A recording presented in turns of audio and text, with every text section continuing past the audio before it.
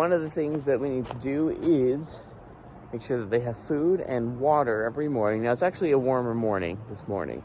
So it's like 27 degrees. It means that their buckets of water don't normally freeze over too bad.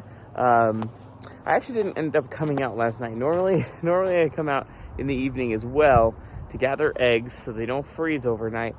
Give them another bucket of water.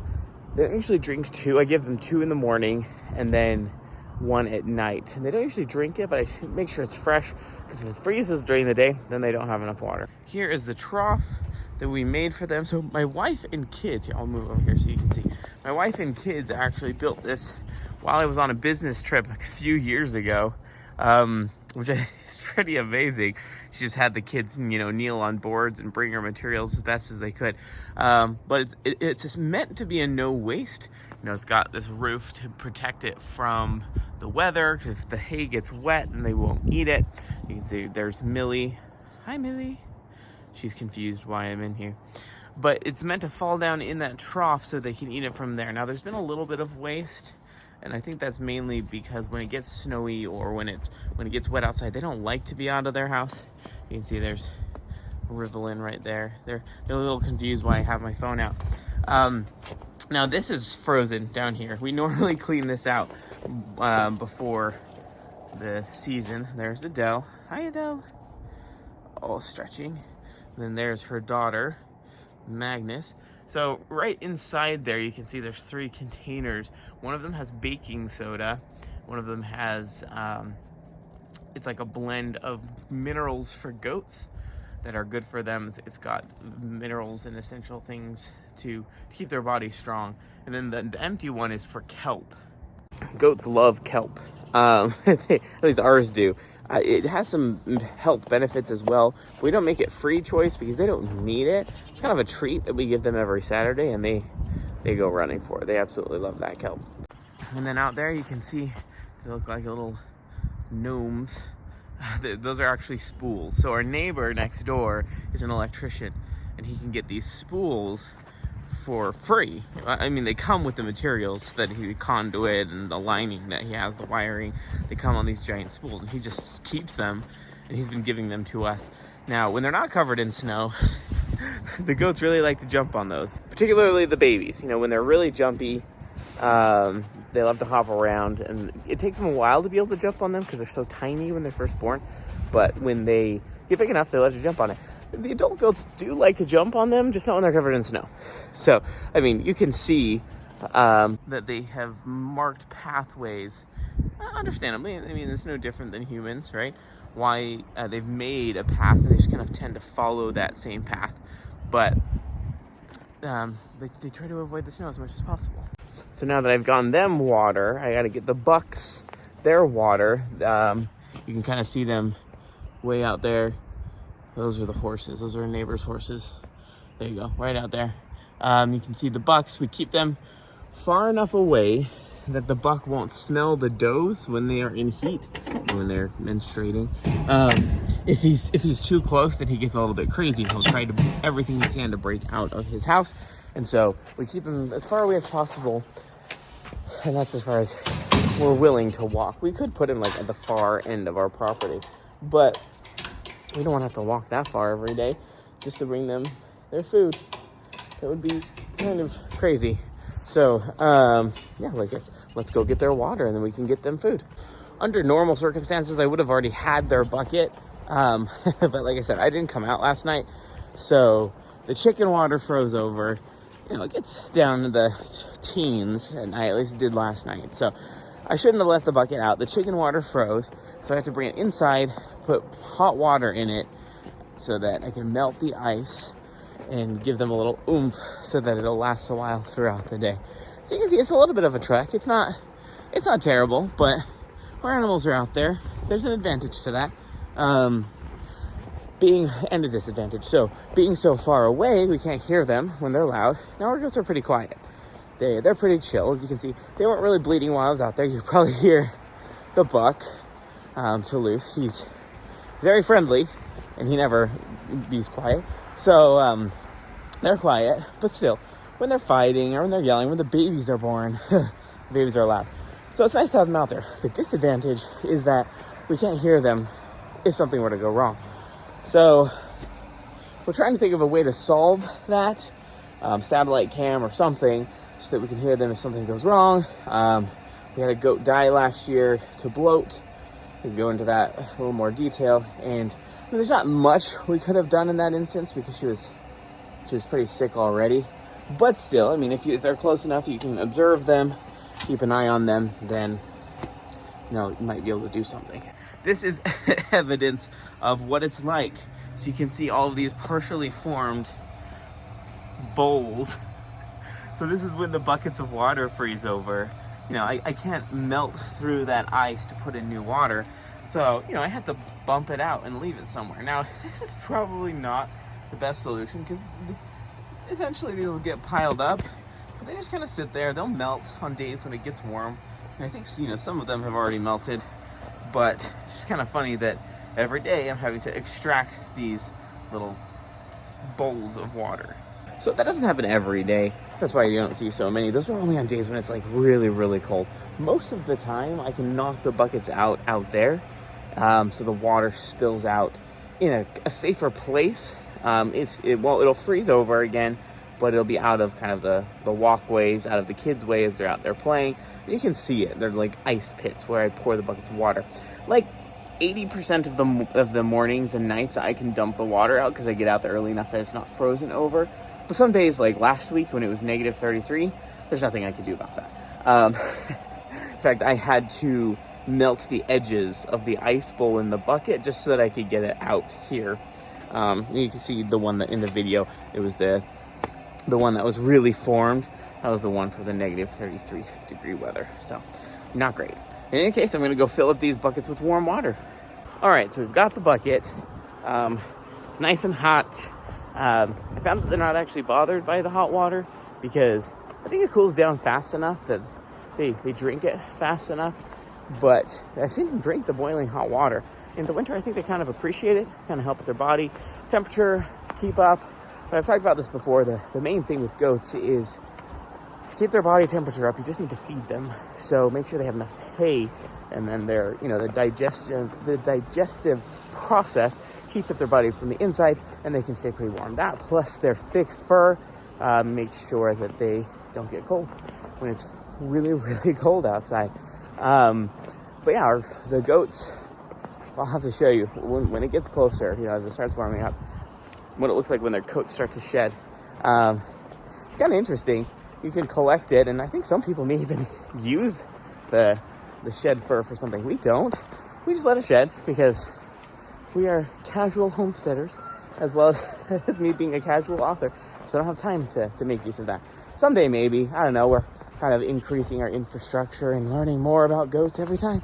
So maybe someday we will end up using their fur. But you can see a couple of them are waiting for me to come back. You already have everything you need. You can see, there they are right there. There's Rivelin, there's Magnus, and Janice. They're all just kind of watching me, confused why I'm back out. I know I normally only come out once. This is a different day because I forgot to come last night. So they're really skittish right now. Hi. Janice is usually pretty sweet behind gates. If I'm in there, she gets a little nervous, but she might let me pet her. Yeah? No? Not today. And then, where's the cats? This is one of our cats. So the neighborhoods, we all kind of share cats. When our cats have babies, we share them because there's tons of mice. Come here. Where are you? Come here. Beatrice, come here. Come here. Hi. This is one of the more friendly ones. She's not the best hunter in the world. We got the cats. We have 3 because they're supposed to hunt. They live out here in the shop, and that's the good hunter right there. Her name is Wilma. And the interesting thing about this cat is she has a stubby tail. So you can see here Beatrice has a normal tail. Come here, Wilma. Wilma, come here. She's not convinced that she wants to come over here. She's thinking about it. You can see how her tail is nubby. It's a genetic trait that she has, and she has had kittens 3 times. And mostly the females have that tail. I don't think any of the males that were born have the nubby tail, which is kind of interesting, right? I don't know why that would be, if it is connected with females. I haven't looked into it that much, but it's a good sign of hunting. So the cats with the nubby tails tend to be better hunters. We've learned that. In fact, we had someone come to our house to get one of the kittens we gave away for free, and he was thrilled that her daughter, that it was a little gray girl, she was cute, had a nubby tail. And he said, I've been looking for one of these for years. We kind of laughed because we've had so many nubby tails kittens. Most people come see the cats and the first thing they say is, what's wrong with that cat's tail? They think we cut them off. Like, no, we don't cut off the tails. That's just how they're born. But it's because it's so unusual. But this guy was looking for it. So, and it's true. Wilma's the best huntress, I guess you could say. And she's got the nubby tail. So here we are at the Bucks. He wants me to come in. I'm not going to cuddle with you. This is Toulouse. We bought him when we first moved in a couple of years ago. You can see when they still have their testicles intact, they're not castrated. Their fur goes really thick. Their beard is really thick. You can see he still has horns on the top. I'll go into detail, a little bit more detail about what that means. But normally for show goats, milk goats that you register, it is a requirement that you essentially it's called disbudding. You take an iron when they're babies and you burn off the little buds. You can see him. We did it when he was first born. He has no horns. The previous owners of this buck, they didn't do it fast enough, and so these are what are called spurs. They're not full horns. They're only half horns. You can't quite see it because he's so curious about the phone, but they're kind of half width. They're not as big as they can be because they burned off half of the little buds, but they didn't do it well enough, so they grew in. You can see there's Merrick. He looks kind of like the does. Notice his beard is kind of short. He's very penitent. He's very calm. Toulouse is more aggressive because obviously hormones. But that's what happens when you castrate them. They look a little bit more like does, and they're very friendly. He's very friendly. He wants me to come in there and pet him, and I will. But I don't want to give this guy any ideas because you can see he's scratching his head on the fence. In fact, he broke a piece of the fence, a little stinker, which I'm gonna have to repair here soon. But he hasn't really tried to get out, fortunately. The fence usually keeps him in pretty well enough. But should I come in? Yeah, it looks like your water froze. You can see that.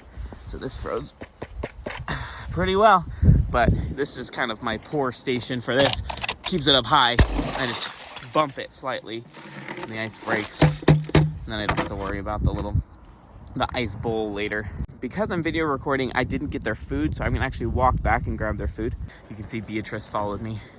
So interestingly enough, the cats, we don't bring them specific water because like I give them food, but I just give them one bowl a day. Now it's enough for them because they hunt. They get mice. There's still mice out here even in the winter. They hole up in the bottom of the shop in the haystack that we have in there, and the cats help with that. And they have plenty of food. They're all fat. Not like a fat house cat, but you don't want your hunter cats to get fat. So I give them a bowl of food. They're content. They eat mice otherwise, but we don't give them water either. They just drink from the goat buckets, and that's sufficient for them. They seem healthy and happy as can be. So here we've got our haystack. It's a little messy in here. Normally we keep it nicer in the summer. In the winter it's hard because there's not really anywhere to put the waste. There's a little bit over there. We sweep up as much as we can and feed to the goats when it's clean. Now it's clean right now for the most part. I won't show the milk stands right now. When we actually start milking, I'll make a video about the milk stand that we have, and we've created little stalls for them. We feed them grain. It's like a grain to help them keep their milk production up. It's got various things. It's covered in molasses. I can talk a little bit more about what the blend is. But here the haystack that we have looks like this. And, we store it for the summer, which, there's various things saying if you store up the hay for too long, it loses its nutrition. And, there's something to be said about that. However, we don't really live in a situation where we can get this delivered regularly. Plus, it would cost more, so we buy it ahead of time for a year. And so far, that's worked for us. Hi, Beatrice. Yeah. Yeah. So I get them one flake. Each of these is called a flake. You can see they kind of flake off. That's just the baling process, flakes up the hay. I give the does 2 of these a day, and that seems to be enough in the cold. And I give the bucks 1. Now, I would give the bucks less than 1 because they don't really need this much. This is alfalfa. It's really protein heavy. It's very rich. The boys don't need it as much as the girls because the girls are pregnant, right? They are making babies, so they need the higher nutrition hay. But we don't want to have to buy 2 different hay stacks for hay, bales of hay for the goats. She's very friendly today. I know. Hello, hello. Now it's probably not going to harm the bucks to be given this alfalfa hay, but we just have to watch their weight. If they do start to get a little fat, then we just have to lay off on the feed because, you know, bucks need to be healthy too to make sure that they can breed properly. If they get overly fat or unhealthy, obviously, then there's risk of other diseases and dying. Just have to be careful with what we give them. But I think this is working for them so far. It's probably because it's so cold outside. Once it warms up, I won't have to feed them as much. I just don't want goats to get cold because what's worse than being free? Like, it's cold out here. They need to stay warm. But you can hear him. That is Toulouse. He was bottle fed. So the difference between all of the other goats is they were dam raised. That's what it's called. Dam raised is when the mom breastfeeds essentially from her udder, and we've done that with all of them, and that's mainly because we didn't want to have to milk. So goats, you have to keep them milked so they keep producing milk and so they don't get hurt or sick. And when you don't let the babies have the food, you have to milk it all out. We'd have to milk multiple times a day. We don't have time for that. We have time for once a day when we milk. We've got a bunch of kids, we've got life, so we let the babies have it the rest of the time. When you sell the babies, then you have to milk twice a day. And we do that. But, you know, for the first 12, 14, 15 weeks, we let the babies, we share it with the babies, and it helps reduce the load for us. You can see here he is eager for his food. You should have food. You don't, well, I guess you have been eating it. He's over there. Now, this guy is kind of a bully. We'll have to go into a little bit more detail sometime, but he bullies this poor little guy. I mean, not like so bad. He's cold. Better get you some food. But yeah, he wants to eat the food out of the bin, and I'll show you what that looks like here in just a minute. Let's head on in. The buck brushed up against me. Ugh. It means these pants. They're dancing around me. The freak, will you just eat? He's panicking because I'm in here with the phone. No, you don't need this. Go eat your food over there. Go. And now they're butting heads. Here you go. Here, I'll show you. He likes to eat this food. So this is Merrick. He said he's the friendly one. We kept him because he's a very sweet goat. He's very kind. He's very friendly. Here, I'll set this down for you so you can eat that if you want. He likes to be pet, but we kept him. Yes, his name is Merrick. That is after one of the characters in my fantasy series. And he's a pretty good goat. Oh, buddy. He's getting as much food as he can because the buck doesn't always let him get food right away. Kind of bullies him away. Now, he gets enough food. As you can see, he is substantial. He's very furry. You can see how thick his fur is. Normally, it's not so thick. He's got some beautiful coloring in there. Yeah, he's a good guy. But I let him eat a little bit, as much as he can, before I take it away. Just a little something funny. When it snows, obviously the snow gets deep and they bore holes in it. The buckets bore holes in it too. So it creates these pits where the buckets just sink in there. Hopefully over time it'll melt. Oh, hi, buddy. Just want some more food? But yeah, it's kind of interesting to see that when it snows, what happens when the water gets in there. So that was chores every morning without the chickens. So I didn't cover the chickens because there's a little bit more to talk about with the chickens.